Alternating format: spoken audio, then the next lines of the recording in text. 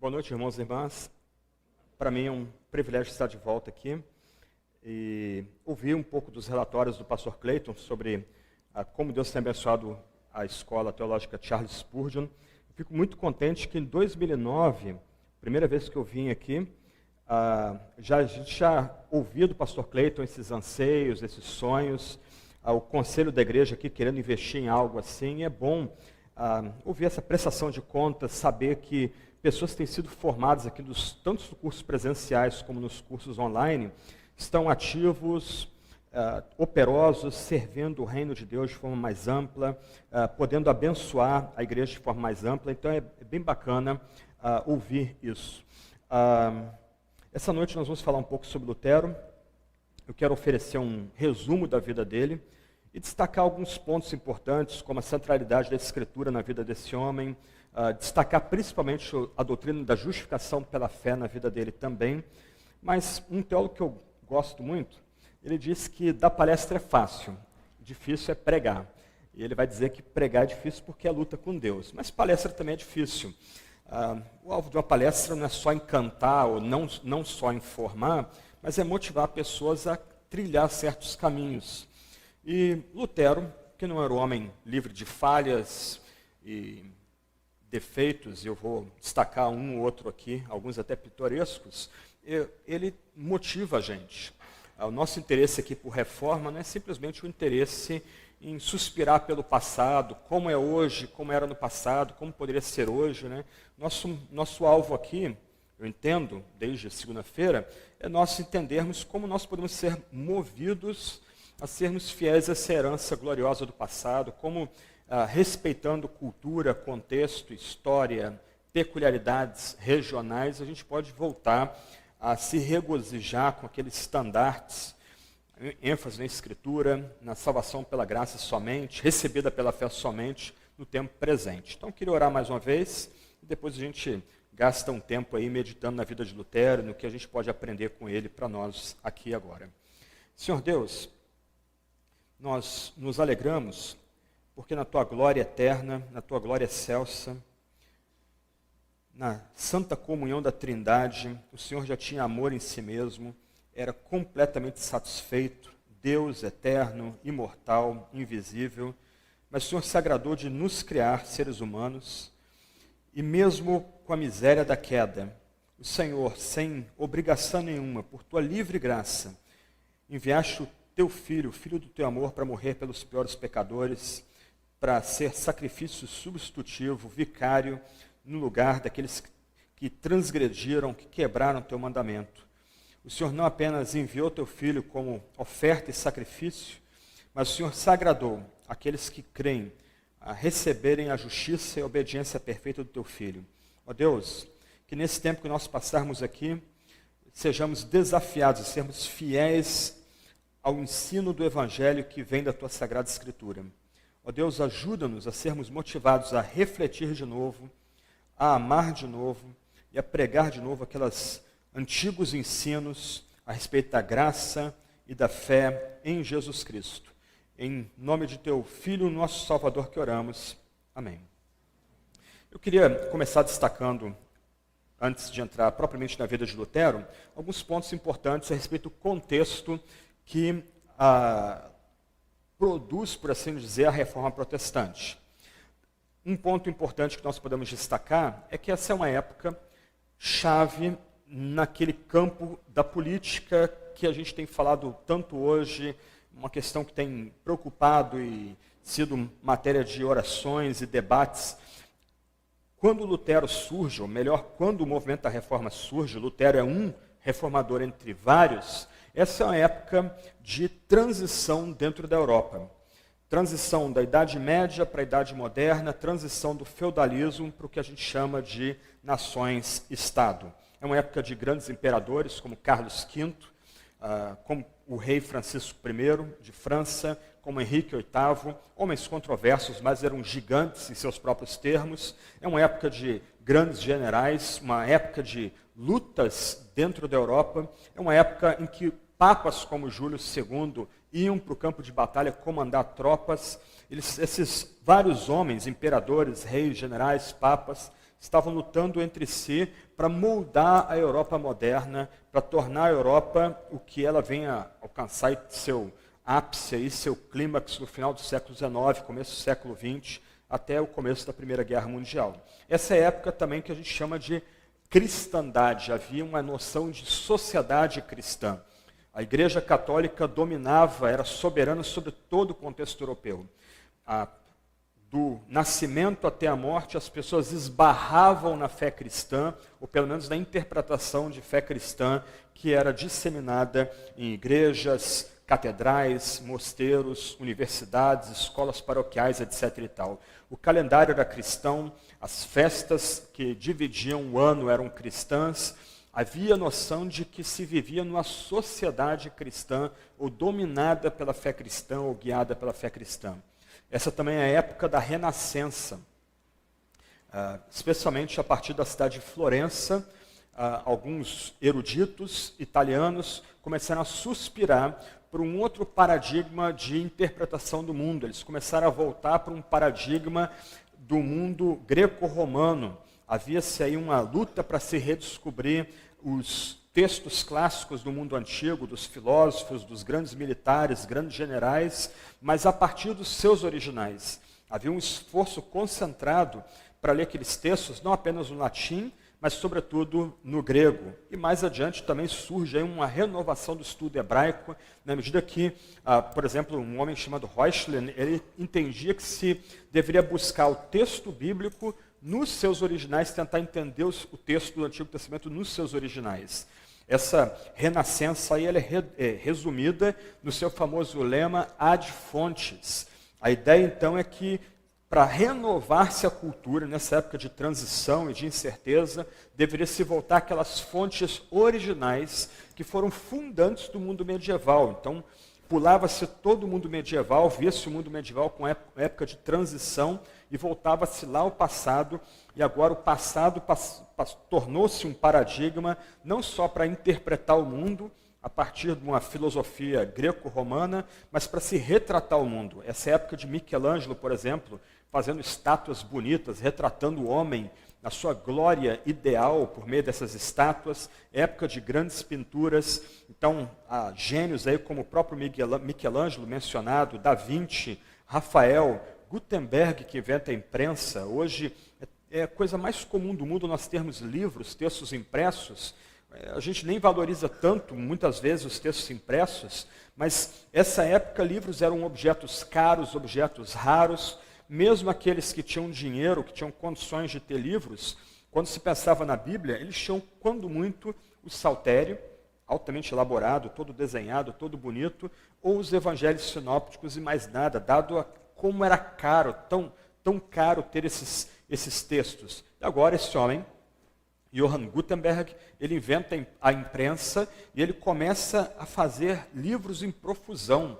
Em 50 anos, a Europa é inundada por palavras, é inundada por livros. É a ideia de é a época de Cristóvão Colombo, vindo de Espanha e descobrindo Cuba e depois colocando seu brasão da casa de Castelo Aragão sobre a América Central. É a época de Cristóvão Colombo, Pedro Álvares Cabral, que chega ao Brasil em missão e acaba, por assim descobrindo o Brasil, época de Vasco da Gama, chegando às Índias, época de Portugal, uma nação pequenina, criar o primeiro império global em todo o mundo. Essa é a época de Lutero, essa é a época dos reformadores. Uma questão importante, antes de entrar na vida de Lutero, é pensar no que vem a ser reforma. Hoje a gente fala de forma tão comum, nós somos reformados, nós estamos comemorando a reforma. O que é reforma? A ideia não era estranha para homens e mulheres do século XVI. Em um parênteses, havia mulheres reformadoras também no século XVI. Rainhas, escritoras, polemistas. As mulheres estavam envolvidas no caminho da reforma, na Suíça, na Alemanha, França, Navarra e outros cantos da Europa também no século XVI. Mas o que vem a ser reforma? Já havia na Idade Média, na Baixa Idade Média, um anseio pela reforma. Os párocos, o clero, eles ansiavam por uma reforma. O povo, chamado os leigos, eles ansiavam por uma reforma. Havia-se uma frase comum na época, que se buscava uma reforma da cabeça e dos membros. A ideia é que se buscava uma reforma do clero, começando pelo próprio Papa, que se espalhasse pela comunidade. E a reforma era entendida basicamente como uma reforma ética, já que se entendia que os ensinos da igreja medieval não podiam ser mexidos, eles já estavam estabelecidos, estavam além do debate, mas ansiava-se o ensino ético. Então, Savonarola talvez seja o pré-reformador mais emblemático dessa época.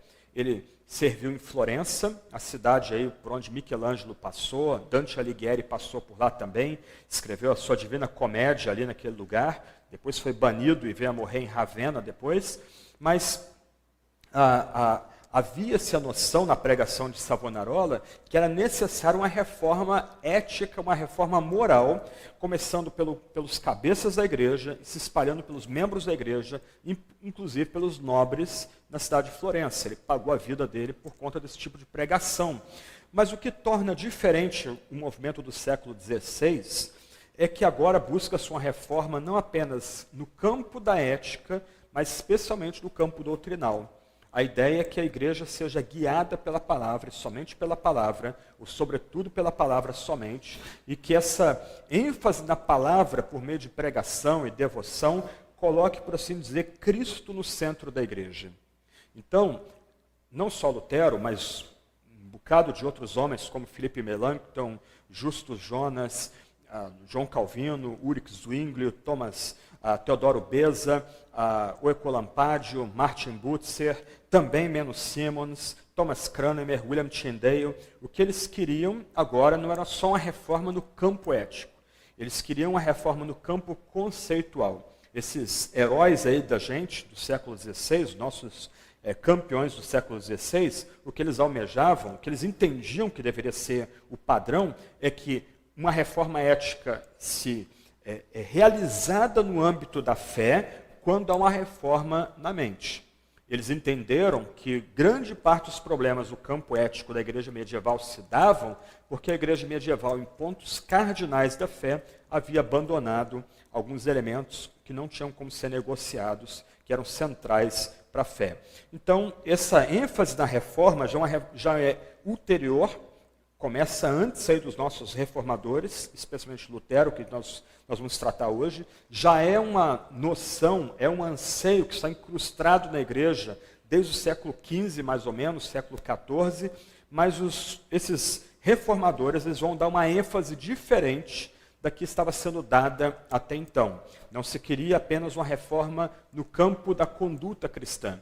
Entendia-se que a conduta cristã era guiada por certas doutrinas que haviam sido abrandadas ou abandonadas, e agora cabia a esses homens redescobrir essas doutrinas na esperança de que elas viessem a reformar e dar uma nova direção, um novo norte para a igreja. Pois bem, quem é Lutero aí?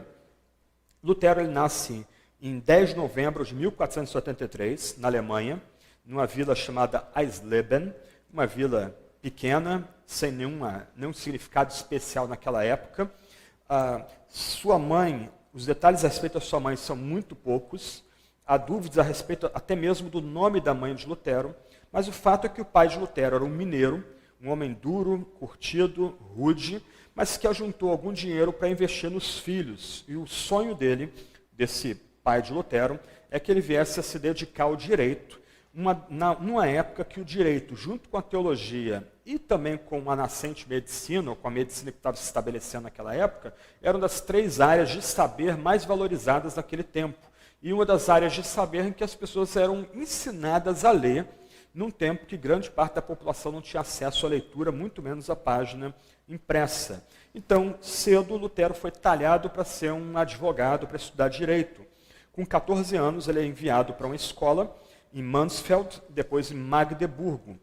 Importante nessa escola, nessas 2 escolas onde ele estuda, cedo, já com 14 anos, e ele vai se dedicar ao latim, que era a língua da teologia e a língua do direito e da filosofia daquela época, é que essa escola é uma escola conectada com um novo movimento monástico chamado os Irmãos da Vida Comum. Aqueles que já leram a obra clássica, Imitação de Cristo, de Tomás de Kempis, essa obra de Tomás de Kempis é conectada com esses grupos aqui, chamados Irmãos da Vida Comum. Havia uma ênfase muito grande nesses grupos, em que a vida piedosa fosse guiada pela Bíblia. Então, aqueles que faziam parte das fraternidades dos Irmãos da Vida Comum tinham acesso ao texto sagrado, e também uma ênfase em viver a piedade no mundo, em ser piedoso não no mosteiro, não no espaço circunscrito dos mosteiros, mas ser piedoso lá fora, no mundo. Então, Lutero, nessa escola, em Magdeburg, pela primeira vez na sua vida, ele que foi criado numa cultura cristã, numa sociedade cristã, ele vê a Bíblia. Isso é importante. Apenas com 14 anos, Lutero vem a ter acesso à Sagrada Escritura. Ele entra na biblioteca dessa escola, está lá uma Bíblia gigantesca, bem grande, amarrada na biblioteca. As pessoas, para ter acesso a esse texto sagrado, somente indo à biblioteca, o livro sagrado não era retirado da biblioteca. Ele poderia folhear o livro ali, fazer consultas, livro traduzido, a Bíblia traduzida dos textos originais para o latim, conhecida como Vulgata, mas o fato é que apenas com 14 anos ele tem um encontro com a Sagrada Escritura, um livro que vai ser profundamente importante para ele mais adiante. Quando ele completa 18 anos, ele é enviado em 1501 para a Universidade de Erfurt, tudo no norte da Alemanha, também uma universidade pouco conhecida, ainda sem impacto ainda na cultura universitária alemã e também europeia, e se prepara aí para o direito, um tipo de um curso pré-universitário, e em 1505 ele entra no estudo de direito nessa mesma universidade. Ele vai descrever, posteriormente, a universidade onde ele estava estudando, em Erfurt, como uma cervejaria e um prostíbulo. Você está vendo algumas imagens aí, você vai notar que eu estou tentando destacar a palavra, como a gente aprendeu ontem com o Tiago Cavaco, mas também enfatizando algumas imagens, uma revista em quadrinhos antiga de Lutero. Eu achei legal as imagens, então dá para visualizar um pouco aí a nossa caminhada junto com Lutero. Mas depois ele vai ter uma visão essencialmente negativa daquele tempo da universidade e uma visão mais crítica do tipo de comportamento que havia naquele ambiente, mesmo sendo o ambiente ou parte dessa visão de mundo cristã, dessa noção de sociedade cristã. Nesse tempo da universidade, pouco antes, na verdade, antes de entrar no direito, os estudantes aí que estavam ingressando na universidade usavam um tipo de espadim, uma espada pequena, era usada na cintura. Ele tropeça e aquela espada perfura o seu estômago. E mais adiante ele vai dizer, tempos depois, que se ele tivesse morrido naquele momento, ele teria morrido se apoiando na Virgem Maria. Ele não tinha nenhuma noção ainda, mesmo sendo cristão, batizado na igreja, membro dessa sociedade cristã, dessa comunidade pactual cristã, ele não tinha nenhuma ideia da centralidade de Jesus, ou da necessidade de confiar em Jesus e descansar em Cristo para a sua salvação. Até que em 1508 ocorre um evento definidor na vida desse homem.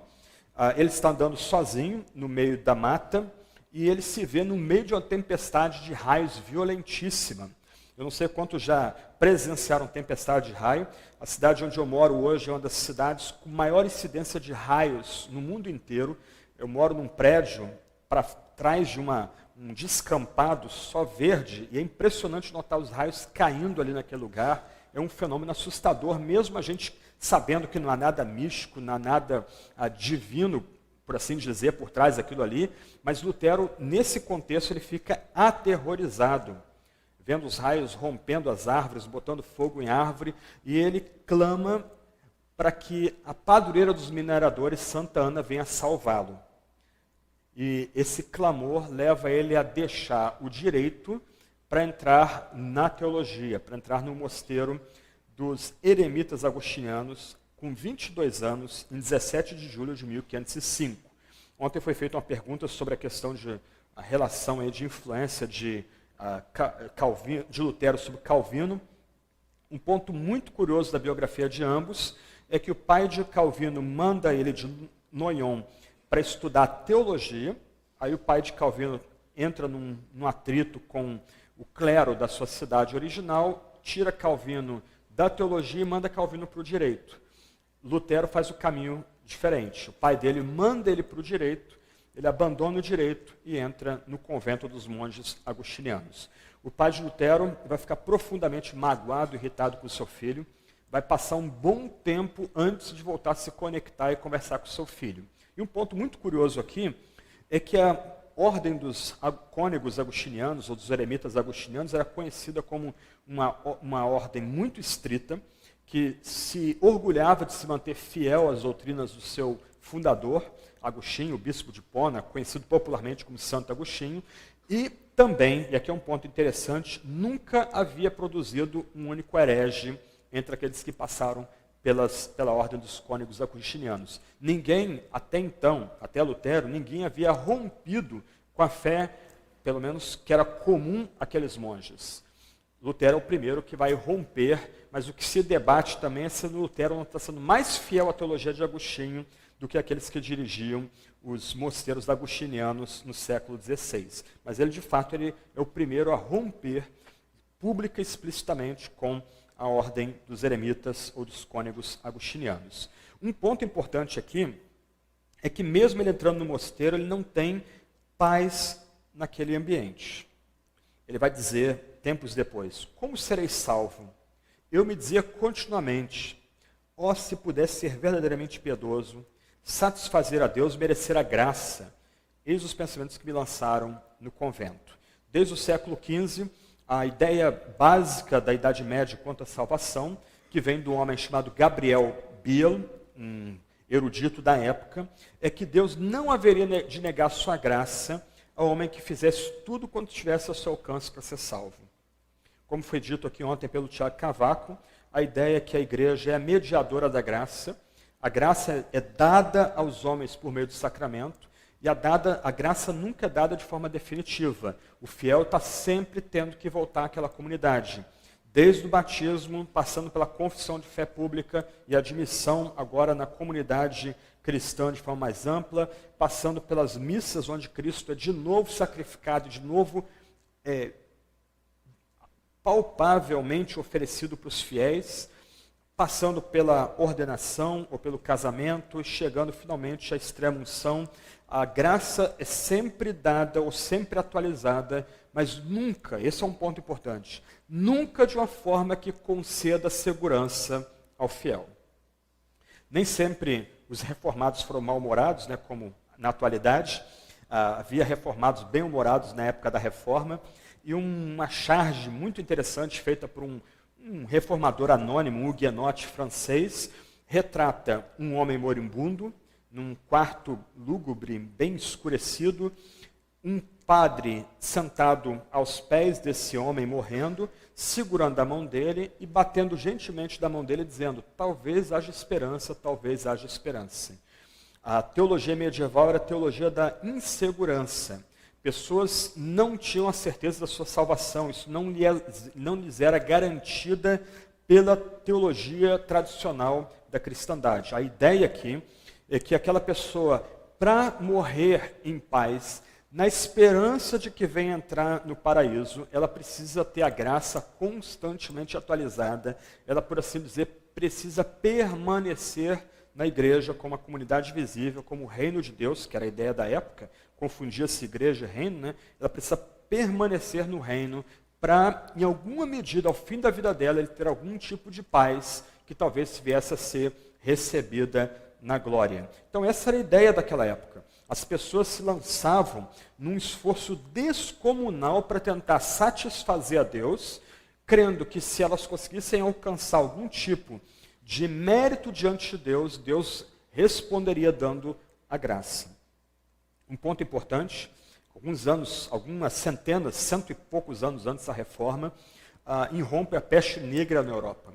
Ninguém sabe exatamente como essa peste chegou na Europa. Alguns eruditos supõem que comerciantes que vinham de Constantinopla, que naquela altura ainda era domínio cristão, aportando em Veneza e Gênova, traziam dentro dos porões dos barcos ratos que saíam dos barcos e iam passando a peste bubônica por toda a Europa. Mas rapidamente, norte da Itália, França, Alemanha, ao redor do Reno, Mesmo em Inglaterra, a peste bubônica varreu a Europa. Em pouco tempo, quase um terço da Europa estava morto. Um morticínio assustador, talvez comparado à febre espanhola do começo do século XX.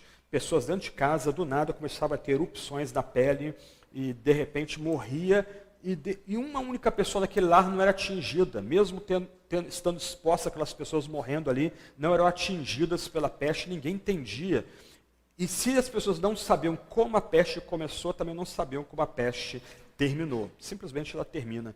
E nesse ambiente, e quem curte arte aí já deve ter esbarrado em quadros dessa época, começaram a surgir quadros bem tenebrosos, representando, por exemplo, a dança da morte, pessoas sendo levadas, arrastadas pela morte, levadas ao purgatório. Havia-se uma insegurança com uma inquietação profunda com morte, culpa, perda de sentido, que a igreja medieval não conseguia responder.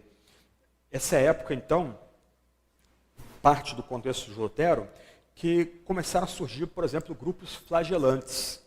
Pessoas se desnudavam, usando algum tipo de chicote, começavam a bater em si mesmas até lacerar a carne, sangrar a carne, como uma tentativa de satisfazer Deus, aplacar Deus, entrar numa relação correta com Ele. Quem assiste aí na Semana da Paixão, aqueles católicos, por exemplo, nas Filipinas, se crucificando a si mesmo, pregos nas mãos, nos pés, eles sendo levantados na cruz, isso vem dessa época aí de pré-reforma. Pessoas com medo, culpa, inquietas quanto ao futuro, inseguras quanto ao que vai acontecer com elas depois da morte, tentando de alguma forma satisfazer a Deus. Mas tudo isso era parte do pacote do entendimento medieval, tanto erudito como popular de salvação. Aquele ser um homem, aquela mulher cristã que se esforça, deve se esforçar na esperança de que Deus não vai negar sua graça a ele. Só que essa noção não oferecia paz, não oferecia tranquilidade para aqueles homens e mulheres que tinham que esbarrar com a morte dia após dia. O que me espanta hoje é que nós somos uma sociedade extremamente violenta. Há pouco eu comentava com alguns colegas, tem morrido por ano nos últimos anos, aí, uma média de 40 a 60 mil brasileiros de morte matada, isto é, morte por arma de fogo, arma branca, mas nós estamos entretidos. A morte não é algo próximo para nós. Nós temos televisão, nós temos a imagem, nós temos o mundo ao nosso redor altamente agitado e sedutor, mas a morte não é algo próximo para nós. Só é próximo quando algum parente morre, algum amigo nosso, nossa igreja tem morte violenta, aí a gente reflete sobre a morte. E muitas vezes, nossa reflexão sobre a morte é simplória, superficial, muitas vezes pouco cristã. Me choca, por exemplo, algumas vezes participar de cultos fúnebres, onde não há uma única menção da ressurreição do corpo e da vida eterna. Parece que nós estamos entorpecidos de uma forma. Nosso relacionamento com a morte é um relacionamento diferente dos medievais. Naquela sociedade não havia entretenimento que conseguisse tirar o pavor da morte diante deles. Em nossa cultura, imagem, som, entretenimento nos dopa de tal forma que a morte não é uma realidade. E aí a gente não é consolado pela palavra do Evangelho quando confrontada com a morte. A palavra do Evangelho parece ser alguma coisa distante para a gente. Continuando aí, nós paramos em 1505, em 1507 Lutero é ordenado.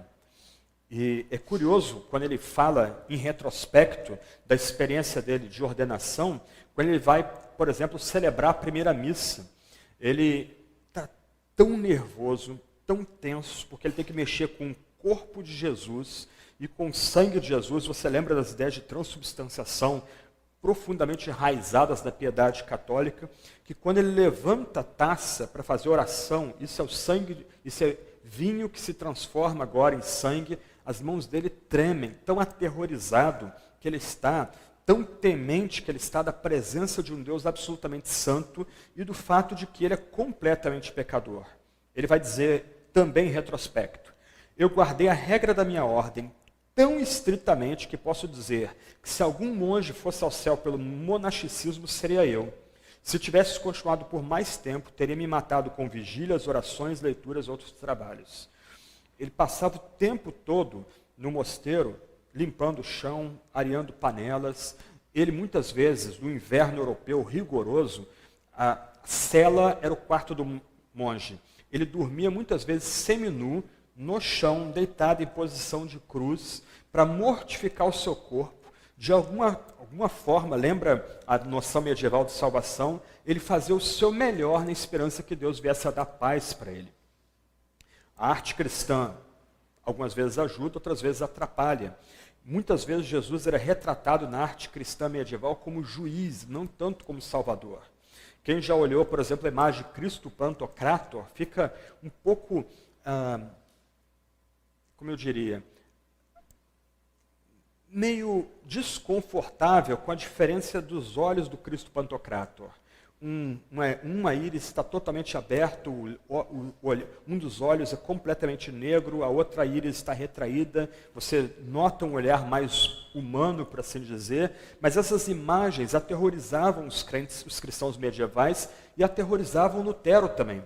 Para Lutero, Cristo não era o Salvador, aquele que se entrega no lugar de pecadores, mas Cristo era o juiz, que se confundia com o próprio Deus, o Pai.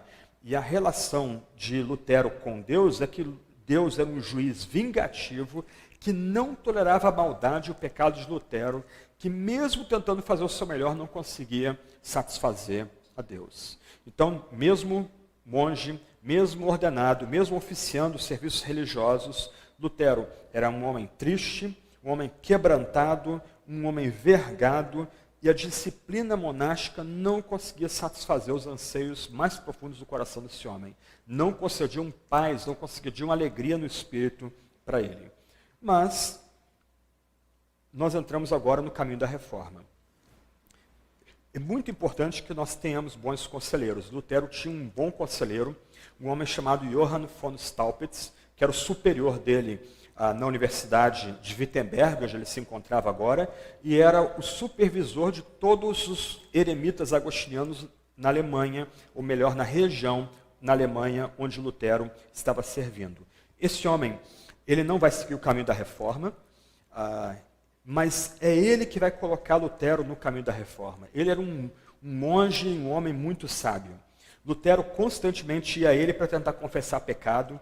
E tem uma história muito engraçada que Staupitz, cansado, exasperado, de toda hora Lutero está voltando para confessar pecado, vira para ele e diz, meu filho, vai adulterar, vai matar, cometa um pecado de verdade, depois você vem a mim confessar. Mas Staupitz não era só sarcástico, irônico e bem-humorado. Staupitz entendia que somente, como ele vai dizer mais adiante, as chagas de Cristo poderão dar paz para Lutero. E onde se encontravam as chagas de Cristo? Fundamentalmente no texto sagrado. E esse homem, Staupitz, vai literalmente obrigar Lutero a se tornar um doutor em Bíblia. Lutero vai estudar em Roma contra a sua vontade. O que Lutero queria era ser um monge simples, gastar o seu tempo em serviços, em missas, em vigílias, em serviço, em ajuda ao próximo. Mas Staupitz, notando que aquele rapaz, ele tinha um quê de brilhantismo, ele obriga literalmente Lutero a seguir o caminho da erudição. Ele vai dizer, com bom humor, em 1508 para Lutero o seguinte, tudo deixa entrever que dentro em pouco Nosso Senhor terá muito trabalho no céu e na terra. Então precisará de um grande número de jovens doutores laboriosos. Que vivas, pois, ou que morras, Deus tem necessidade de ti em seu conselho. Um ponto curioso aqui, quando a gente começa a comparar biografias na história da igreja, por exemplo, Ambrósio, famoso bispo de Milão, Agostinho, famoso bispo de Hipona, próprio João Calvino de Genebra e agora Lutero, todos esses homens foram obrigados, foram empurrados para o ministério cristão. O ministério cristão não é brinquedo. É muito bacana, bem encorajador ouvir os relatórios do pastor Clayton aqui, vários ex-alunos servindo a Cristo no campo missionário, igrejas locais, educação teológica. Pergunta para os seus colegas formados, obreiros, se é fácil ser pastor. Pergunta para eles. se eles têm um pouco mais de experiência, pergunta para eles se eles têm a percepção que foram eles que entraram nesse caminho. Se eles são obreiros de verdade, olhando em retrospecto, eles vão dizer para você que foi Deus que arrastou eles literalmente para o ministério. Ainda que Deus tenha entretecido eles, dado dons, talentos, habilidades para o ministério, agora, olhando já no ministério, olhando em retrospecto, foi Deus que levou eles para o campo onde eles estão, para a igreja onde eles estão, porque ser um obreiro não é fácil. E não é fácil, não é por causa do peso do trabalho ministerial, por causa do temor que a gente tem de ter que fazer o que nós fazemos diante de Deus Todo-Poderoso, que ainda que chame, Ele vai cobrar da gente. Então é muito curioso notar nessas biografias comparadas que esses homens foram literalmente empurrados e obrigados a servir a igreja de forma mais ampla. E não foi diferente com Lutero. Então, ele vai para Roma, ele vai estudar em Roma para se tornar um doutor em Bíblia, como era chamado naquela época. Mas um ponto curioso é que mesmo indo para Roma e tendo que estudar, mas querendo conhecer o coração da cristandade, a capital espiritual da cristandade, ele vai dizer mais adiante da decepção que ele vê em Roma. Opulência, riqueza, cinismo. Ele vê, por exemplo, párocos na hora da missa debochando das palavras sagradas. Em vez de repetir as palavras sagradas, isto é vinho que se torna sangue, eles falavam em latim, isso é vinho mesmo, vou beber tudo depois da missa. Então esse jeito debochado, mal cuidado, mal apresentado, que ele vê do cristianismo dentro do coração da cristandade, quase um tipo de Sodoma esperando o juízo divino, leva ele a ter mais desconforto ainda com a fé institucional, com a fé dada ali por meio de estruturas. Ele, por exemplo, ele sobe degraus de joelhos, ele tenta ter algum tipo de impressão positiva do tempo que ele está em Roma, mas ele não consegue ter nenhuma impressão de longo prazo que vai realmente trazer paz, confortar o coração desse homem. Finalmente, em 1512, ele consegue o grau de doutor em teologia. Na época era chamado doutor em Bíblia. Ele se torna agora um homem apto a ensinar a Bíblia para a sua comunidade. E ele vai voltar para Wittenberg para ser não apenas o pastor da igreja do castelo, mas também para ser um professor de Bíblia numa universidade recém-inaugurada num canto obscuro da Inglaterra. Eu vou poupar vocês os palavrões de Lutero. Ele era irascível, brigão, mas também boca suja, e os palavrões dele são muito pitorescos. Um outro ponto aqui de ligação entre Lutero e Calvino é que, por exemplo, quando a gente vai estudar as fontes primárias de ambos, geralmente os alunos gostam mais de Lutero do que Calvino. Calvino, em grande parte, é chato. Por quê? Porque Calvino, o alvo dele é analisar ideias e texto bíblico. Ele fala pouquíssimo de si mesmo. Há um debate aí de como Lutero vem a se converter. O máximo que ele fala de si mesmo na conversão é que ele chega à fé por uma súbita conversão. Ele diz isso no prefácio dos Salmos. Difícil você encontrar detalhes pessoais de Calvino. Difícil você ver Calvino interagindo Bíblia e o mundo ao seu redor. O que ele quer é explicar o texto. Quando ele não sabe explicar o texto, ele diz, olha, eu vou pular isso aqui, deixar para alguém mais competente. Pula para outro texto e continua explicando o texto. E o tempo todo, texto nos originais, o contexto do texto, qual a relevância do texto para a teologia, como ele explica o dogma e reforça o dogma, os dogmas centrais da fé cristã. Lutero não. Ele mistura a interpretação do texto com suas percepções pessoais, com questões do dia a dia, xinga adversários, volta para o texto bíblico. O texto que ele escreve é pitoresco, é engraçado, você ri, passa raiva, é comovido, é bem mais colorido do que os textos de Calvino nesse aspecto aí. Mas ele vem se tornar um doutor em Bíblia. E ele vai ser doutor em Bíblia para o resto da vida. Olha a solenidade com que ele jura ser um doutor fiel da Bíblia. Ele diz isso em 1512. Eu, doutor Martim, fui chamado e forçado a tornar-me doutor, contra a minha vontade, por pura obediência, e tive de aceitar um cargo de ensino como doutor. E prometo e voto pelas sagradas escrituras que tanto amo, pregar e ensiná-las fiel e sinceramente. Hoje nós temos muitos voluntários para entrar no ministério, mas será que eles têm esse grau de comprometimento que Lutero tinha, eu prometo e voto pelas Sagradas Escrituras que tanto amo, pregar e ensiná-las fiel e sinceramente, e como doutor em Bíblia, que ele vai de fato entrar no caminho da reforma. Quando ele chega em Wittenberg, uma cidade periférica da Alemanha, eu estava falando da boca suja de Lutero, ele disse que Wittenberg seria, por assim dizer, o traseiro da Europa, mas ele usa o palavrão mais grosseiro para retratar Wittenberg. Ele é desafiado a começar a ensinar a Bíblia.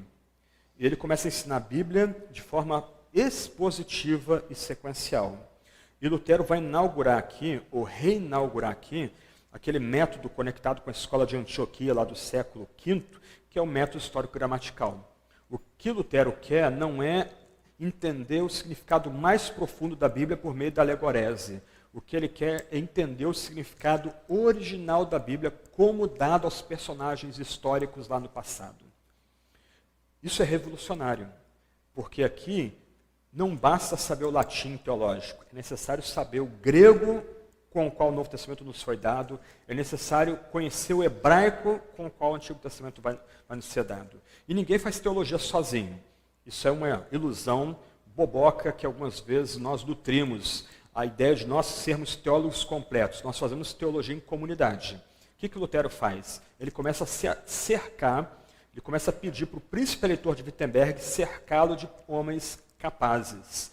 Um desses homens capazes é um adolescente de 17 anos, sobrinho de Johann Reichlen, que era o grande erudito de Antigo Testamento da Renascença, chamado Philippe Melanchthon. Quando ele chega em Wittenberg, se pergunta, o que esse garoto tem para ensinar para a gente? E aí faz uma armadilha para ele. Vamos botar ele para pregar Tito, texto difícil, e vamos ver como é que ele se vira. Aí ele começa a expor Tito e a comunidade fica encantada com ele. Um ponto curioso é que cerca de 400 pessoas, no auge da reforma, 400 pessoas ouviam as preleções acadêmicas de Lutero. Melanchthon conseguia reunir quase 600 pessoas por preleção. Então Lutero começa a cercar de pessoas habilidosas, pessoas eruditas que poderiam ajudá-lo a interpretar melhor a Bíblia. E entre 1513, melhor dizendo, e 1519, ele vai fazer uma série de exposições na Universidade de Wittenberg, exposições bíblicas. Ele começa com preleções dos Salmos, estudando os Salmos sequencialmente, expositivamente, tentando entender os Salmos no seu sentido gramatical no original, o sentido natural do texto. Dos Salmos, ele vai para Romanos, 1515 a 1516, ele vai escrever aqui um primeiro comentário de Romanos. Dali ele vai para Gálatas, 1516 a 1517. Depois, 1517, o ano da reforma, que a gente comemora, 31 de outubro, etc., ele está estudando Hebreus com sua comunidade. Depois, 1518 a 1519, ele volta para os Salmos. Salmos, Romanos, Gálatas, Hebreus. Ao final desse período, ele vai dizer que no transcorrer desses estudos, o papado soltou-se de mim. A gente acha que Lutero vai descobrir a teologia dele numa torre de marfim, fala-se até da experiência da torre de Lutero, mas ele vai entrar no caminho da reforma, não mais uma mera reforma ética, mas uma reforma, primeiro, no intelecto, que depois vai mudar o comportamento das pessoas, o comportamento da cristandade, através de um estudo da Bíblia disciplinado, detalhado, a partir dos idiomas originais e tentando entender o contexto em que a Escritura foi dada por inspiração divina. Vocês vão ver agora um pedaço de um vídeo onde Lutero conversa com Johann von Staupitz. Não pega pesado com Staupitz nesse vídeo. Ainda que Staupitz vai virar as costas para Lutero no vídeo, é Staupitz que empurra Lutero para o caminho da reforma. A ingratidão é um pecado feio. E Lutero não foi ingrato a Staupitz, mesmo Staupitz permanecendo ligado à Igreja Católica. Lutero nunca dirigiu palavras grosseiras, palavras rudes a ele, porque era grato pelo fato de que Staupitz é que levou Lutero para descansar nas chagas de Cristo. E foi Staupitz que obrigou Lutero a se tornar um doutor em Bíblia. Vamos ver o trecho aí do videozinho pequeno aí. E aqui em minha sala, eu tenho preparado minhas aulas sobre a Epístola de São Paulo aos Romanos. E creio que aqui, por fim, encontrei a verdade. E quando a encontrei, foi como se os portões do paraíso se abrissem para mim. Romanos 1:17. Justitia enim Dei. Justitia enim Dei. Pois a justiça de Deus é revelada de fé em fé. Como está escrito, o justo viverá pela fé. E então? Cara vigário, encontramos alguma coisa aqui sobre relíquias? O homem vive pela fé e é justificado por ela, e não por aquilo que faz para si mesmo. Seja a adoração de relíquias, o canto nas missas, peregrinações a Roma, a compra do perdão por seus pecados, mas pela fé naquilo que Deus já fez por ele através de seu Filho. Dr. Martin, se você deixar o cristão viver só pela fé, se você acabar com estas boas obras, essas coisas gloriosas a que chama de meras muletas, que colocará em seu lugar? Cristo. O homem só precisa de Jesus Cristo.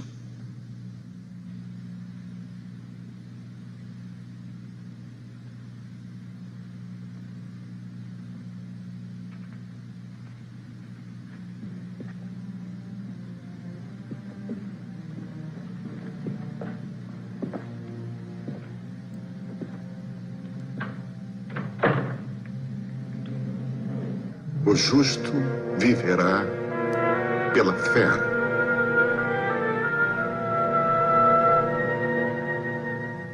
Apenas. Obrigado. Deixa eu ler para vocês Lutero escrevendo, 2 anos antes da morte dele, sobre o que o filme coloca ali. Ele diz o seguinte: noite e dia eu ponderei, até que vi a conexão entre a justiça de Deus e a afirmação de que o justo viverá pela fé. Então eu compreendi que a justiça de Deus era aquela pela qual, pela graça e por pura misericórdia, Deus nos justifica através da fé. Com base nisso, eu senti estar renascido e ter passado através de portas abertas para dentro do paraíso. Toda a Escritura teve um novo significado. E se antes a justiça me enchia de ódio, agora ela se tornou para mim inexprimivelmente doce e amor. Essa passagem de Paulo se tornou para mim um portão para os céus. O que Lutero descobriu aqui? Você lembra que a doutrina de salvação medieval, que não é muito diferente da visão popular que muitos evangélicos têm, é que Deus vai dar sua graça àquele ser humano, àquele homem e mulher que fazer o seu melhor. Mas, gente, esse tipo de noção, Deus faz a sua parte, nós fazemos a nossa parte. Se você se arrependeu, Deus vai dar o seu espírito para você. Esse tipo de ideia muito popular em nosso meio não nos oferece paz.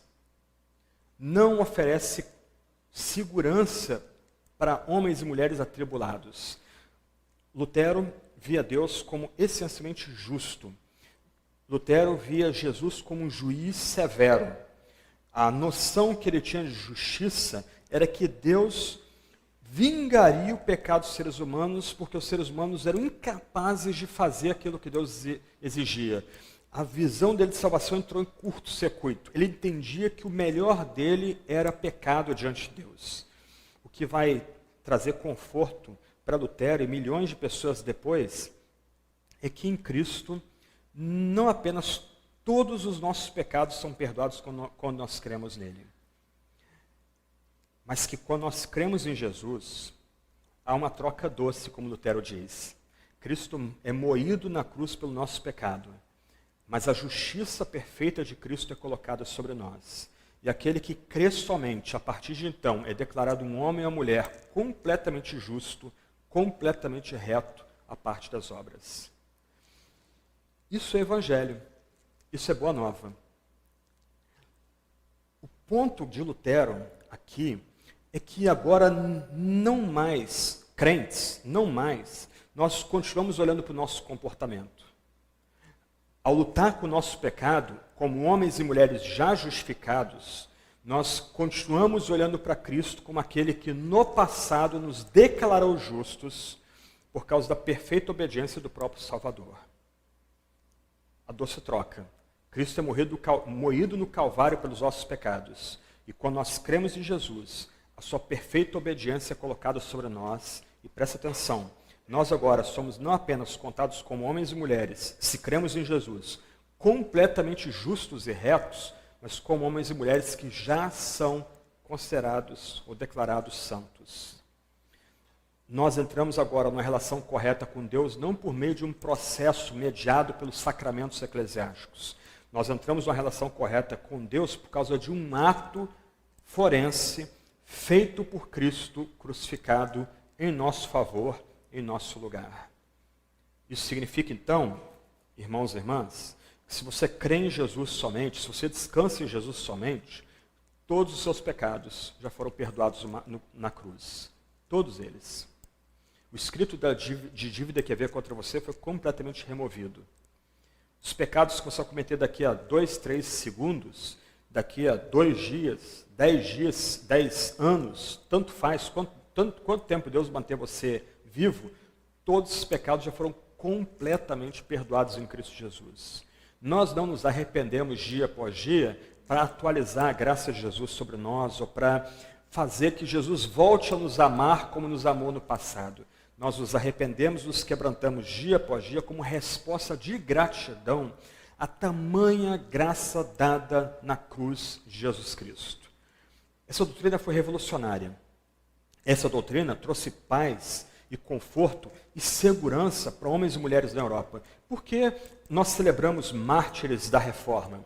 Porque a gente lê John Fox escrevendo o livro dos mártires e a gente fica profundamente comovido com aqueles homens e mulheres que iam para a fogueira serem mortos pela Igreja Católica ou pelo poder de reis e imperadores com um canto de louvor nos lábios, porque eles sabiam que eles já estavam justificados em Cristo Jesus. Todos os seus pecados foram crucificados na cruz. E a obediência perfeita de Cristo foi colocada, imputada da conta deles. E agora, eles são considerados por Deus como homens e mulheres completamente perdoados e inocentes. Isso é evangelho. Isso é boa nova. E a nossa tragédia aqui no Brasil é que nós demoramos muito para redescobrir essa doutrina. Muito que era ensinado nos nossos púlpitos, aqueles sermões evangelísticos de apelo emocional no final, eram baseados só na noção do perdão dos pecados. E em algumas igrejas mais descuidadas era dito para aquele que vinha à frente, que aceitou Jesus, que agora ele era salvo, uma vez salvo, salvo para sempre, independente do comportamento dele, da transformação interna dele, criava-se, inventava-se noções do crente carnal, crente espiritual, para justificar um comportamento vulgar de pessoas que se diziam cristãs, ou um baixo padrão de cristianismo daquelas pessoas. Eles são crentes carnais, mas nós podemos fazer acampamentos e retiros e tempo de consagração para que eles venham a ser crentes espirituais agora, venham agora a reinar, ou ter Cristo reinando no seu coração. Nada disso calcado no texto da Bíblia, de fato baseado no texto da Sagrada Escritura. A mensagem da reforma moralizada, domesticada, obliterada, simplificada. O centro da devoção de Lutero é que o Cristo crucificado morre não só no lugar, ou melhor, não só em favor, mas em lugar de pecadores. E ele morre por causa do nosso pecado, ele é esmagado na cruz pelo nosso pecado. E quando nós confiamos nele, nós agora somos declarados por um ato da misericórdia divina, como homens e mulheres agora completamente justos, retos e santos. E esse é um ato que não pode ser removido daquele que creu em Jesus Cristo. Ele agora está num estado considerado como uma pessoa permanentemente justa, não por causa dos méritos dele, mas por causa da obediência e da santidade de Cristo que é colocada na conta daquela pessoa. Os luteranos falariam de o homem sendo, a partir de então, simultaneamente justo e pecador. Ele continua pecando, esse cristão que crê em Jesus. Ele continua lutando com sua natureza pecaminosa, mas, porque ele foi justificado, ele agora é contado como uma pessoa completamente reta e santa e justa, não pelos seus méritos ou obras, mas pelo que Cristo alcançou no Calvário. É isso que diz, por exemplo, a Confissão de Augsburgo, escrita mais ou menos uns 20 anos depois dessa experiência de Lutero com o texto bíblico. A Confissão vai dizer o seguinte: ensina-se também que não podemos alcançar a remissão do pecado e justiça diante de Deus por mérito, obra e satisfação nossos, porém que recebemos remissão do pecado e nos tornamos justos diante de Deus pela graça, por causa de Cristo, mediante a fé, quando cremos que Cristo padeceu por nós e que por sua causa os nossos pecados são perdoados e nos são dados justiça e vida eterna. Isso aqui reverte completamente a caricatura que o Huguenot fez do drama do fiel católico no leito de morte sem segurança. Talvez haja esperança, talvez haja esperança. A noção da justificação forense e da imputação da justiça de Cristo sobre o que crê trouxe paz, trouxe realização, trouxe contentamento, sobretudo trouxe segurança para milhões de pessoas na Europa e até além para nós aqui. A gente continua pecando, mas a gente volta para diante de Cristo, sabendo que o nosso pecado não diminui o amor que Ele tem por nós desde a eternidade. E nós voltamos para a face de Cristo, pedindo perdão em tristeza e lágrimas, suplicando misericórdia dEle, não para mudar o amor dEle, ou para aumentar o amor dEle por nós, ou atualizar a sua graça por nós. A graça já foi dada em Cristo crucificado. Nós fazemos isso porque se Deus deu o seu único filho por amor dos piores pecadores, o que a gente não vai dar em troca? A gente oferece toda a nossa vida. E a gente vai externalizar o nosso oferecimento a Deus e a seu Filho crucificado por meio do nosso quebrantamento, conversão diária e arrependimento. Então, por meio de muito estudo da Escritura, Lutero entendeu que tudo que o consumia, culpa, falta de significado, medo da morte, não podia ser removido por práticas religiosas, mas somente pelo sacrifício de Cristo na cruz, pelo que Cristo fez no Calvário. Mas Lutero não era só professor em Wittenberg, expondo o texto bíblico. Ele era pastor na igreja do Castelo, a principal igreja da cidade de Wittenberg. E ele começou a vocalizar essa fé, essa descoberta que ele teve, para os seus paroquianos. Ele começou a ensinar aos seus paroquianos. E como bom pastor, ele tem que alimentar as ovelhas e expulsar os bodes da comunidade. Nessa época, Johann Tetzel, ele chega na Alemanha como representante do Papa Leão X e começa a vender indulgências para levantar dinheiro para construir a Catedral de São Pedro em Roma, que quem vai lá em Roma vê aquela catedral imponente, a segunda maior igreja da cristandade, aquilo ali foi construído com dinheiro de indulgências. O que eram indulgências? Elaborando a noção de salvação na Idade Média, no final da Idade Média, começou a se estabelecer que pedaços de papel assinados por um bispo ou mesmo pelo Papa poderiam conceder perdão de pecados para aquelas pessoas ainda vivas e poderiam até mesmo, dependendo da oferta dada, retirar parentes e amigos e amores do passado do purgatório diretamente para o céu. A ideia aqui é que a compra daqueles brevês, daquelas cartas chamadas indulgências, poderão garantir algum tipo de perdão de pecados, até mesmo a absolvição completa dos pecados. Roma não mudou. Recentemente, Francisco I voltou a falar de indulgências e venda de indulgências, ano da fé, etc. e tal. A ideia que sintetiza aqui a pregação de Tetzel, um trecho, melhor dizendo, da pregação de Tetzel, dizia o seguinte: não vale a pena atormentar-te, podes resgatar teus pecados com dinheiro.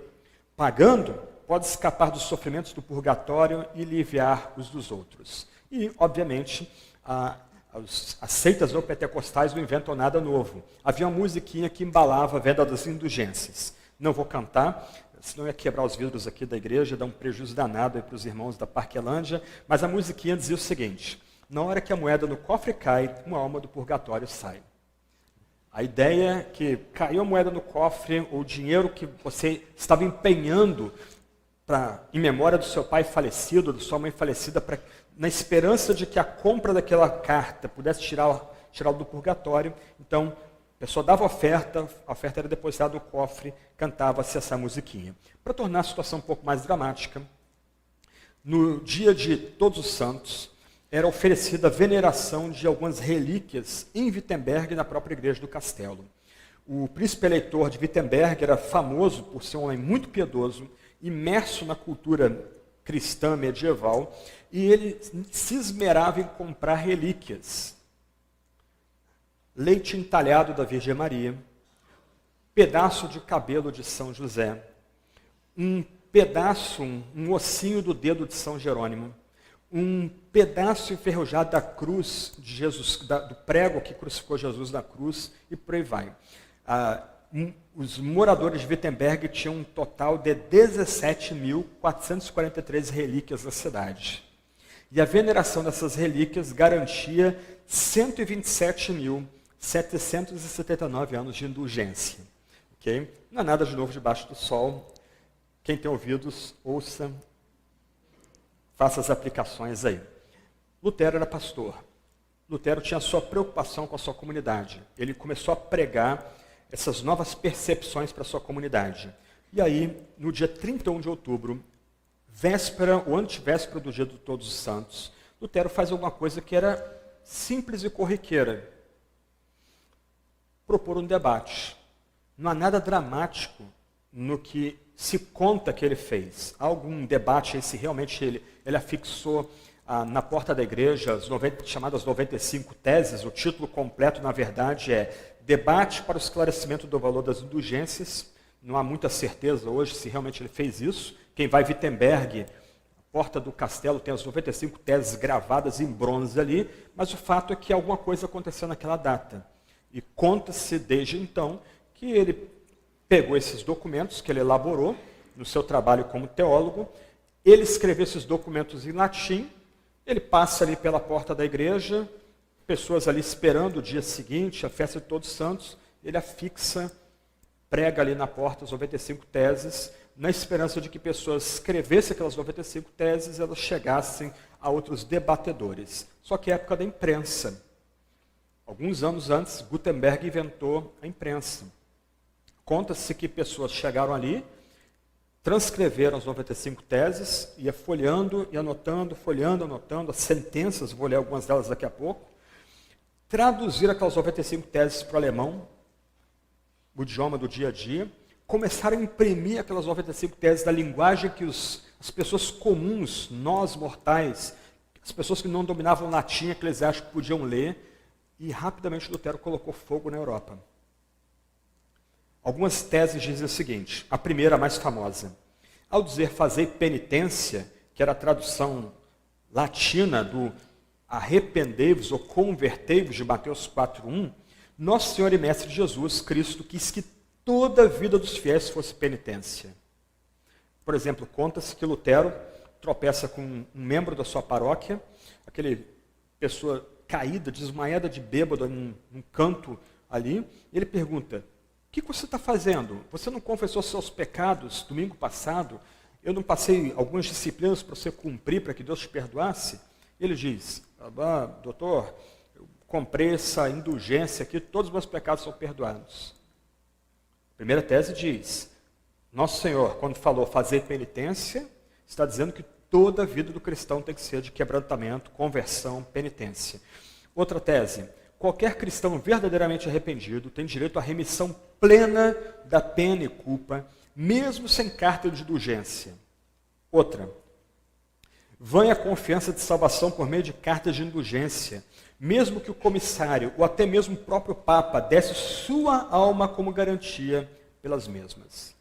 Outra que eu não coloquei, mas eu gosto muito, Lutero toca no bolso da estrutura medieval daquela época, ele diz mais ou menos o seguinte, se o Papa, que é mais rico do que o homem mais rico da Roma antiga, olha a ênfase da renascença, de voltar ao passado, fosse de fato generoso, ele pegaria todos os seus bens, compraria indulgências plenas para os cristãos e ofereceria essa indulgência plena para os cristãos. Literalmente, ele está mexendo no bolso daquelas pessoas. Há uma luta também aqui que toca questões políticas e econômicas. E, para mim, a tese que eu mais gosto, a número 62, o verdadeiro tesouro da igreja é o Santíssimo Evangelho da glória e da graça de Deus. Essas 95 teses, então, tocaram fogo na Europa.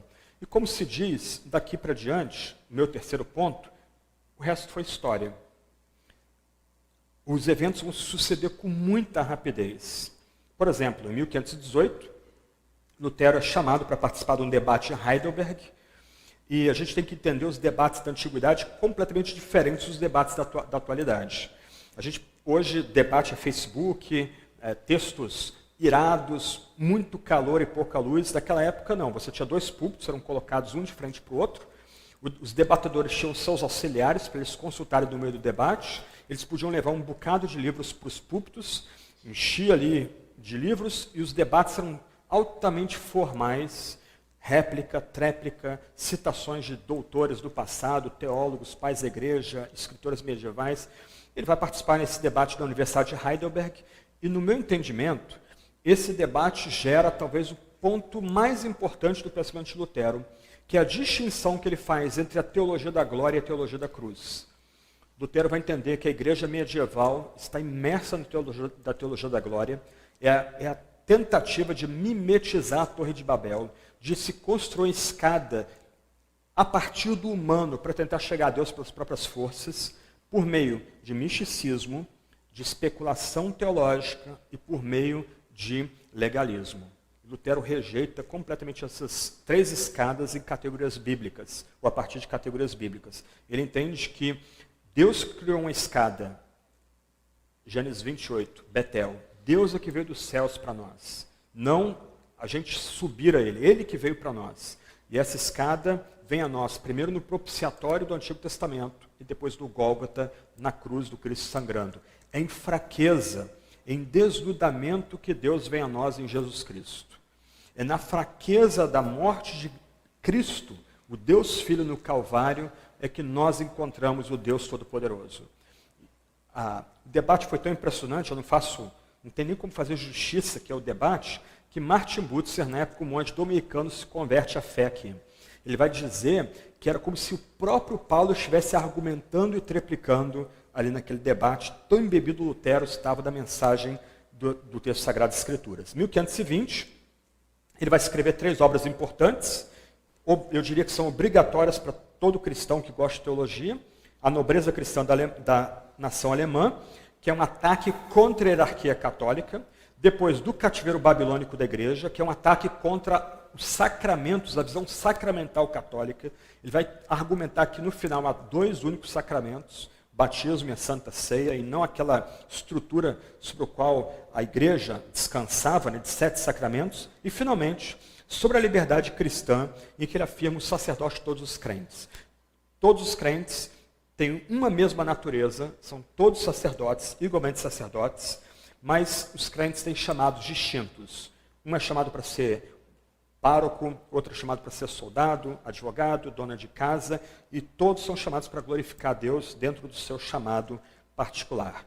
Em 10 de dezembro de 1520, ele é ameaçado de excomunhão, ele recebe a bula ameaçando de excomunhão, e como bom professor de teologia, provocador, ele chama todos os seus seminaristas, eles vão para o pátio da Universidade de Wittenberg, ele manda trazer todos os livros de direito canônico, faz uma pilha de livros de direito canônico, ele toca fogo naqueles livros de direito canônico, pega a bula do Papa ameaçando de excomunhão e joga na fogueira.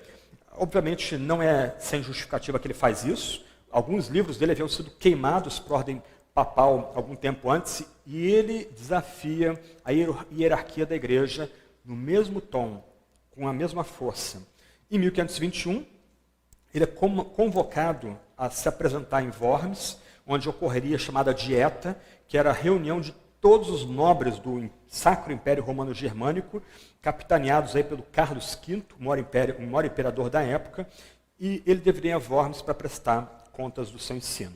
Eu já estou terminando aqui, eu fiz alguns paralelos de Lutero com Calvino, e um dos pontos importantes de débito de Calvino a Lutero é a doutrina da justificação pela fé. A doutrina da justificação de Calvino é ipsis literis, palavra por palavra, a mesma doutrina ensinada por Lutero que ele descobriu ou redescobriu a estudar, sobretudo, o apóstolo Paulo. Mas um ponto importante aqui é comparar Lutero com Jan Hus, o famoso pré-reformador de Praga, na República Tcheca. Hus começa a reforma 100 e poucos anos antes, na capela de Belém, que existe até hoje em Praga. Ele começa a pregar expositivamente a Bíblia para a sua comunidade, ele começa a pregar a Sagrada Escritura no idioma tcheco, e ele começa a oferecer a ceia nas 2 espécies, não só o pão, mas também o cálice. Hus que também era monergista, cria na livre graça de Deus, a soberana graça de Deus dada aos piores pecadores. Ele ganha um salvo-conduto para ir em Constanza, onde há um concílio. Ele é convocado para dar relatório dos seus ensinos do concílio. Lá ele é traiçoado, julgado como herege e queimado na fogueira. As suas últimas palavras são: ó Cristo, filho de Davi, tem misericórdia de mim, pecador. E Lutero vai cheio de temor para Worms. Ele sabe o precedente. Ele já havia sido acusado de ser russita. Ele conhecia a história da igreja. Então, a surpresa dele quando ele chega em Worms, pessoas dando garrafas de cerveja para ele na rua, cantando e vibrando pelo nome dele. Ele entra naquela cidade sendo celebrado como um tipo de herói da nação alemã. Lembra? É a época do surgimento das nações-estado, há uma nova sensibilidade. Os bens, as riquezas romanas estão sendo exauridas na Itália, do centro da Itália, e ele se espanta ali quando ele entra em Worms, sendo celebrado ali. E depois de algum tempo ali de debates na dieta, ele finalmente é convocado, ele entra naquela sala onde está o imperador do Sacro Império Romano Germânico, os nobres, alguns cardeais, os livros dele estão na mesa, e começa-se uma série de debates ali. O que se exige dele, basicamente, é que ele se retrate e abra mão de tudo que ele pregou até o presente momento, tudo que ele ensinou, os seus livros aí, a nobreza cristã da Alemanha, do cativeiro babilônico da igreja, etc., e se retire, deixe qualquer possibilidade de continuar sendo uma pessoa pública. E ele pede algum tempo para refletir, e a gente vai ver mais um trechinho de um vídeo aí, e ele vai dar uma resposta que vai fazer a história. O que ele faz, a resposta que ele dá para aquela dieta, é uma resposta impressionante. É uma reminiscência alimentada, por exemplo, pelas Confissões de Agostinho, mas é uma palavra rompedora, literalmente. A resposta dele marca uma nova era na cristandade. Vamos ver aí o videozinho aí. A não ser que eu seja convencido pelas Escrituras, e não pelo Papa ou Concílio que estão se contradizendo. A não ser que eu me convença de que eu estou errado, eu estou preso à minha crença pelos textos da Bíblia. Minha consciência está cativa à palavra de Deus. Ir contra a consciência não é nem certo, nem seguro. Portanto, eu não posso e também podem crer, não vou renegar. Aqui estou. E assim será. Que Deus me ajude. Amém. Isso ocorre em 18 de maio de 1521. Apesar de a gente celebrar a reforma em 31 de outubro por causa do que ele fez em 1517, esse é o momento definidor que vai abrir uma brecha na sociedade cristã, na ideia de cristandade. A partir do que Lutero faz sozinho, o filme capta bem isso. Esse é o filme do Martinho Lutero da Comev, vale a pena adquirir, belíssima. Eu comprei agora uma cópia em outubro, a R$10, novinha, na própria Fiel, lá sendo vendido na Conferência Fiel, preço muito bom. O filme consegue captar isso, esse homem sozinho, diante dos poderosos, diante de reis e príncipes, como diz o Salmo, ele rompe com uma noção de cristandade, com toda a noção medieval de salvação. Deixa eu ler o texto aí. A gente ouviu, deixa eu ler o texto. Já que me pede uma resposta simples, darei uma que não deixa margem a dúvidas, a não ser que alguém me convença, pelo testemunho da Escritura Sagrada, ou com razões decisivas. A ideia aqui é mostrar uma outra interpretação diversa da que ele está defendendo. Não posso retratar-me, pois não creio nem na infalibilidade do Papa, nem da dos concílios, porque é manifesto que frequentemente se tem equivocado e contradito. Fui vencido pelos argumentos bíblicos que acabo de citar, e minha consciência está presa à palavra de Deus. Não posso, não quero revogar, porque é perigoso e não é certo agir contra a sua própria consciência. Que Deus me ajude. Amém. Esse homem está sozinho diante dos homens, Mas ele não está sozinho, porque a consciência dele está cativa ao livro santo, que é a revelação de Deus para nós, é a palavra de Deus para nós. Termina a dieta, ele acha que vai ser morto. O príncipe eleitor dele, que permanece católico, mas era um homem honrado, mantém o salvo-conduto e faz algo curioso, um lance bem curioso. Lutero está voltando para Wittenberg e ele é escoltado por tropas do príncipe eleitor daquela região e outras tropas do príncipe eleitor sequestram Lutero no meio da noite. Ele é levado para um castelo em Wartburg, ele deixa a barba crescer e ele fica um bom tempo ali, alguns meses naquele castelo. E no tempo que ele permanece naquele castelo, em vez de ficar se condoendo, em vez de ficar se lamentando, em vez de ficar roendo as unhas, ele vai lutar com o diabo. Quem vai no castelo, numa subida do castelo, tem uma marca de tinta ali, que é renovada periodicamente, já que todo mundo passa a mão naquela parte ali, onde ele tem a percepção que o diabo está vindo na direção dele, ele pega o tinteiro, expulsa o diabo, joga o tinteiro em cima do diabo.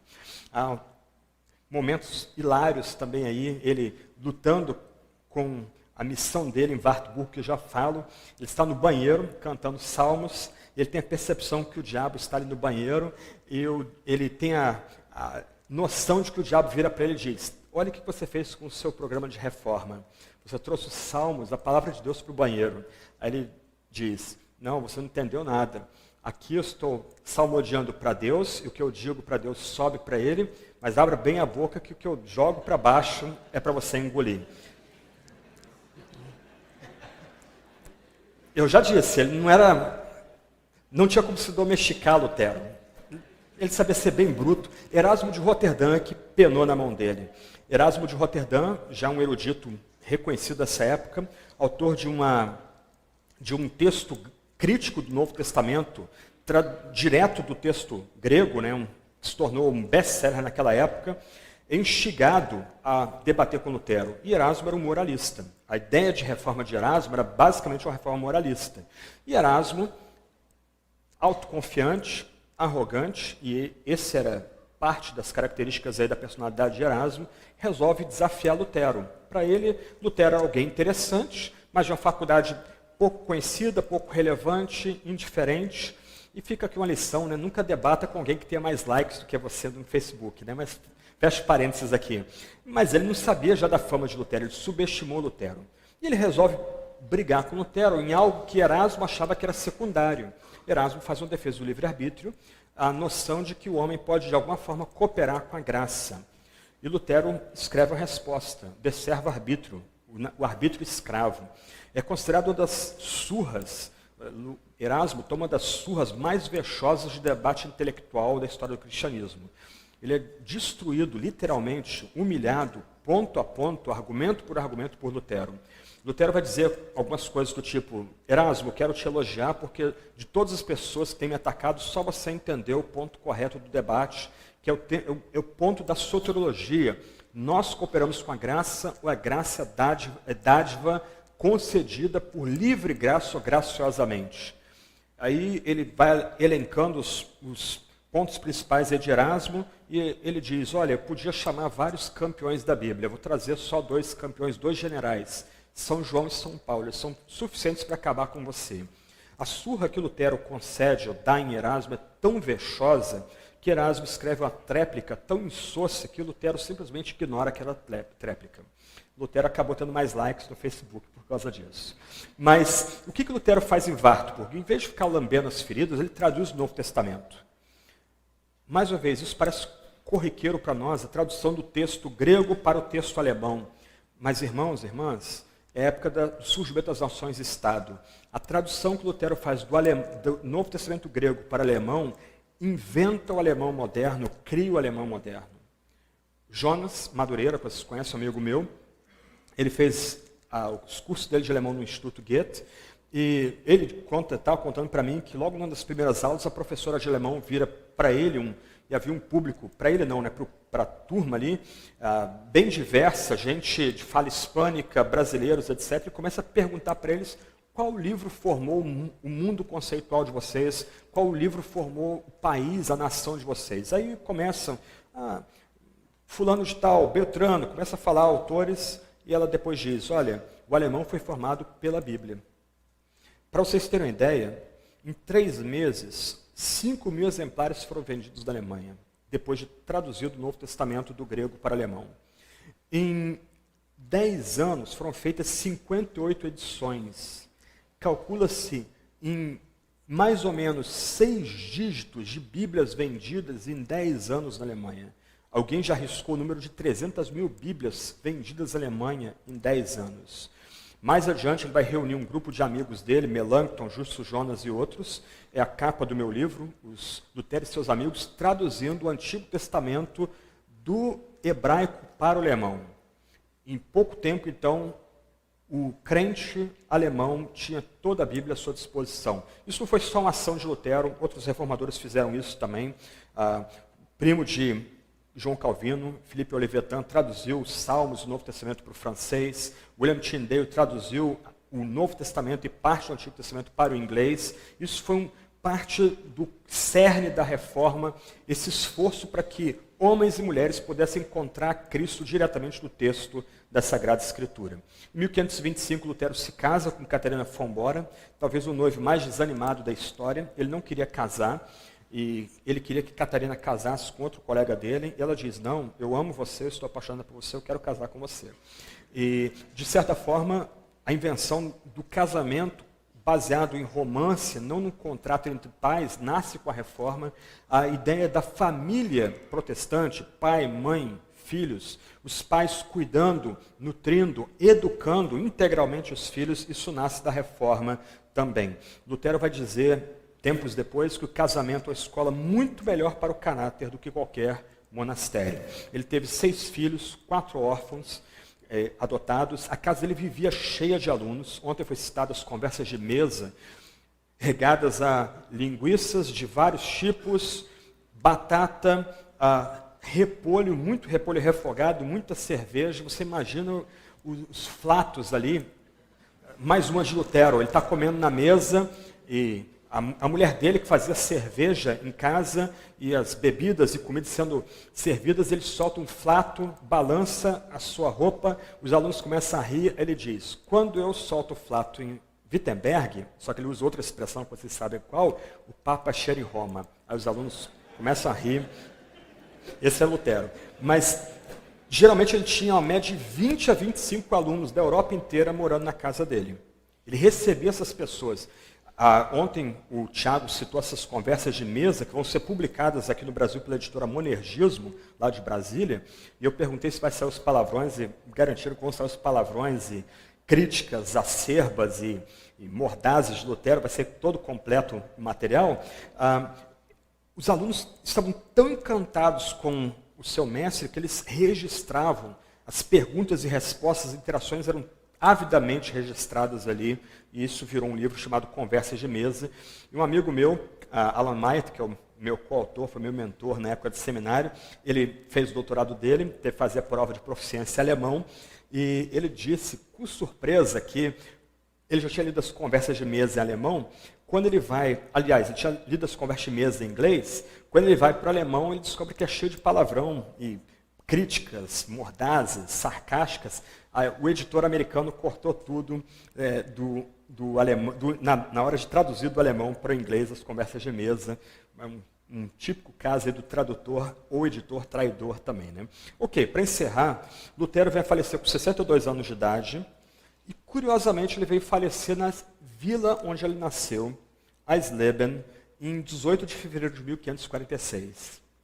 Ele sai daquela vila, opera uma reforma no mundo inteiro, uma reforma de longo alcance, que vai chegar na Suíça, Holanda, França. A gente vê hoje a França secularizada, no auge da reforma, 30% da população francesa era protestante. Impressionante isso. E se a Revolução Francesa se torna um divisor de águas de tragédia nacional, em 3 anos, na Praça de Concórdia, 40.000 pessoas são decapitadas, isso ocorre porque os protestantes franceses foram tão perseguidos, e eles eram a classe média, que eles têm que ir para a Alemanha, Inglaterra, Estados Unidos, até mesmo África do Sul. Aí, de repente, a França se pega uma classe política e um clero muito rico, concentrando a riqueza na mão de poucos e grande parte da população passando necessidade. A ausência dos protestantes, essa classe burguesa, simplesmente vai fazer a França desembocar numa revolução sangrenta, cujo lema era nem Deus, nem mestre. Mas o fato é que o que Lutero faz, indo e voltando para essa aldeia de Eisleben, é de longo alcance. Mais alguns pontos aqui só para a gente refletir e terminar. Quando ele falece, vamos descobrir um bilhetinho do lado da cama dele. O bilhetinho está escrito assim: que pessoa alguma pense ter compreendido a Sagrada Escritura, a menos que tenha durante 100 anos dirigido a igreja com Elias, Eliseu, João Batista, Jesus e os apóstolos. Somos mendigos, essa é a verdade. Há uma dose de exagero na primeira parte da sentença, mas o que Lutero queria dizer é o seguinte: como a gente não tem nada, como nós somos miserável saco de pó e vermes, como ele vai dizer 2 anos antes da morte dele, nós precisamos da Sagrada Escritura. E a gente tem que estar imerso na Sagrada Escritura. A gente tem que devorar o texto sagrado. A gente tem que caminhar com o texto sagrado. Só dessa forma, andando durante toda a nossa vida com Elias, Eliseu, João Batista, Jesus e os apóstolos, a gente pode ter esperança de ministrar, oferecer a palavra sagrada para a comunidade. A tumba de Lutero está em Wittenberg, embaixo do púlpito, onde ele pregava tanto. Quando ele é levado, o cortejo fúnebre leva o corpo dele para Wittenberg, os sinos de toda a cidade repicam. Tempos depois, o próprio Carlos V foi visitar aquela tumba em segredo. É bem interessante. Tamanho impacto desse homem na cultura, na história daquela época. Lutero nos oferece um legado permanente. A gente resume ele em 3 somentes. Mais adiante, esses somentes vão ser mais elaborados e vão entrar mais 2 no jogo, mas 3 são determinantes para Lutero. O primeiro, somente a Escritura, só a Escritura. Para Lutero, a Escritura é o fundamento da vida cristã. A tradição para Lutero era importante. Lutero não queria criar uma nova igreja, ele queria reformar a única igreja santa, católica e una e apostólica. Mas ele queria reformar essa única santa, católica e apostólica igreja a partir da Escritura, que de fato é o fundamento da igreja. Não os concílios, não o Papa, mas a Escritura é o fundamento da fé e da vida cristã. A partir da sua meditação e da sua pregação na Sagrada Escritura, ele descobriu sola gratia. A salvação é pela graça somente. Nós não cooperamos com a salvação, nós não ajudamos nem 1 milímetro na salvação. O único órgão do ser humano que, por assim dizer, é ativo na salvação é o ouvido. Essa é uma frase de Lutero. Mas o ouvido faz alguma coisa? Só recebe passivamente a palavra. A teologia de Lutero é sacramental. E se você perceber, quando a palavra é exposta, que não é o caso aqui, isso é uma palestra, mas quando a Bíblia é exposta, você recebe a palavra de Deus. Você não faz nada. Alguém está comunicando a palavra de Deus para você. Alguém está colocando Cristo, a partir da Escritura, diante de você. Você é meramente passivo. Quando você é batizado, seja por imersão ou por aspersão, você não faz nada. O nenenzinho é levado diante da pia batismal. Um obreiro derrama água 1 ou 3 vezes sobre a cabeça daquela pessoa. Marca o nenenzinho, melhor dizendo, marca o nenenzinho com o sinal da cruz. O nenenzinho não fez nada. O adulto que é batizado por imersão, ele não faz nada. É o obreiro que impõe as mãos sobre ele. É o obreiro que leva ele para baixo das águas batismais e o traz de volta. Se o obreiro solta, ele simplesmente afunda. Ele permanece na morte. É necessário que o obreiro tire ele de volta, lembrando vivamente que aquele homem, aquela mulher batizada está sendo unido na morte e na ressurreição de Jesus. Na Santa Ceia, nós sentados do banco, a gente não faz nada. É o obreiro que dá o significado do pão e do cálice. É o obreiro que ora consagrando o pão e o cálice. São presbíteros ou diáconos, outros irmãos e irmãs, que distribuem o pão e o cálice entre nós. A gente estende a mão para pegar o pão e receber o cálice. A gente é mendigo. Fé é simplesmente estender as mãos para receber graça. Graça dada na pregação, no batismo, na Santa Ceia. E essa graça é recebida pela fé somente. A fé somente aqui não é obra meritória. Lutero vai até elaborar o ponto de que a fé é dom divino, concedida no contexto da obra interna, subjetiva do Espírito Santo. Mas a fé é estender mãos. estender mãos para receber o pão e o vinho, é estender mãos para receber a pregação, para sermos abençoados pela pregação, é juntarmos as mãos em petição na hora de sermos batizados. Isso é fé. A fé não é uma outra obra que a gente está gerando, mas é a forma que Deus estabeleceu de reconhecermos que a gente não tem nada e tudo que a gente precisa está em Deus. Como eu tentei frisar aqui, Lutero não era perfeito, muito pelo contrário, ele era um grande pecador, um homem com temperamento duro, irascível, um verdadeiro soldado, e que se fosse diferente a gente continuaria sob papado até hoje. Lutero era brigão, muitas vezes não escolhia suas brigas, como, por exemplo, quando ele rompe com Zwingli por causa do sacramento da ceia, que também tem todo um outro debate sobre a pessoa de Jesus Cristo. Mas a forma de celebrar Lutero é ir direto às obras dele. Como Karl Barth, um dos grandes teólogos do século XX, disse que nada mais foi Lutero, além de um professor da igreja, que não se pode celebrar de outra maneira senão ouvindo. Vai fazer muito bem para a gente ouvir Lutero. O Tiago Cavaco tem uma frase bem forte no livro dele, Das Três Dentadas do Alemão, que um pastor que não tenha lido um sermão de Lutero em sua vida deve ser despojado do ministério e fazer qualquer outra coisa que não pregar. Nesse ano, tenta ler Lutero, escolhe um sermão, tenta escolher um comentário bíblico. Esse é o grande Lutero. O Lutero polemista é importante, mas o Lutero pregador, o Lutero devoto, o Lutero que colocava a palavra sagrada diante da sua comunidade, é esse que a gente tem que ouvir. Eu te garanto que se você começar, você vai viciar e não vai querer parar mais. Você vai descobrir que os textos de Lutero são como um vasto oceano, e nossa entrada nele é como absorver uma mera gotinha, e a gente não vai querer parar enquanto não tiver saciado nossa sede de significado, de devoção, de conhecer mais a fé cristã, lutando para ler cada vez mais Lutero. Dá para literalmente passar a vida toda só lendo Lutero, inclusive tamanho volume de textos, cartas, hinos, catecismos, documentos que ele escreveu. Vamos orar e a gente encerra.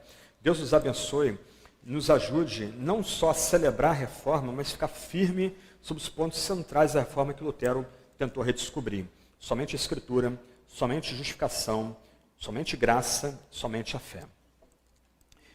Senhor Deus, tem misericórdia de nós, ajuda-nos a honrarmos esse teu servo do passado, não só ficando firme naqueles pontos importantíssimos para a nossa devoção que ele redescobriu, mas ajuda-nos, ó Deus, com o poder do teu Espírito e firmados somente na tua palavra, a pregarmos de novo esses temas para nosso povo, nossa comunidade, para o tempo presente, para esse momento que o Senhor mesmo nos chamou. Ó Deus, ajuda-nos a fazer diferença. Ajuda-nos, ó Deus, a sermos homens e mulheres de fato reformados, isto é, totalmente submissos a Ti e a Tua revelação na Sagrada Escritura. E que homens e mulheres comprometidos com a disseminação da Tua palavra, como dada na Sagrada Escritura. Nós imploramos isso, ajuda-nos a dar glória ao Teu nome pelo nosso esforço de reforma da igreja. Em nome de Jesus que oramos. Amém.